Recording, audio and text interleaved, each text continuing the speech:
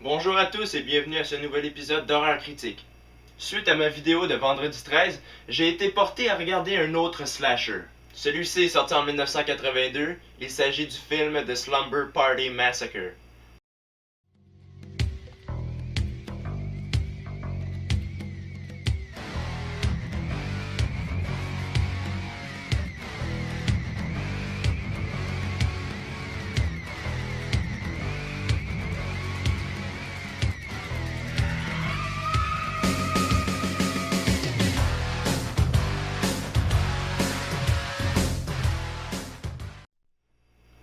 Trish a organisé une petite fête chez elle étant donné que ses parents n'étaient pas à la maison. La seule condition, c'est qu'aucun garçon n'est invité. Mais malgré cela, leurs deux amis, Neil et Jeff, s'invitent tout de même. Et quelqu'un d'autre s'invite également. Quelqu'un d'inattendu. Russ Thorne, un malade mental qui vient de s'évader de l'hôpital psychiatrique. Et il se rend chez Trish avec une perceuse bien aiguisée pour mettre un peu de piquant à la soirée. Piquant, perceuse, Ouais, je sais. L'histoire a été écrite par Rita Mae Brown, une écrivaine féministe qui prône les droits de la femme, en les faisant mourir dans un film d'horreur. Bref, au départ, le scénario se voulait être une parodie de slasher, mais les producteurs en ont décidé autrement.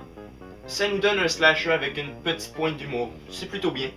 L'histoire est cependant assez typique. Un malade mental qui s'échappe d'un asile pour aller tuer une bande de jeunes.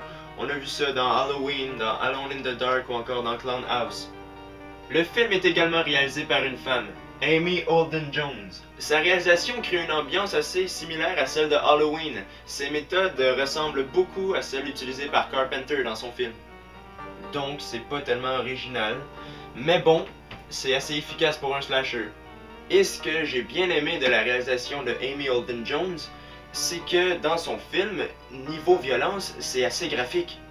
Elle ne se gêne pas pour nous montrer des meurtres assez gore, c'est plutôt cool. Le jeu des acteurs. Le personnage principal, Trish, est interprété par Michelle Michaels, et elle joue très bien. Elle partage la vedette avec Robin Style, qui joue le rôle de Valérie, ainsi qu'avec Michael Villela, qui joue le psychopathe à la drill. Ils performent tous très bien, on croit vraiment à leur jeu. Les effets spéciaux et les costumes. Je vous l'ai dit tantôt, Amy Holden Jones n'a pas hésité à réaliser un film assez graphique. Les effets spéciaux sont bien gore et très bien faits pour 1982. J'adore ça.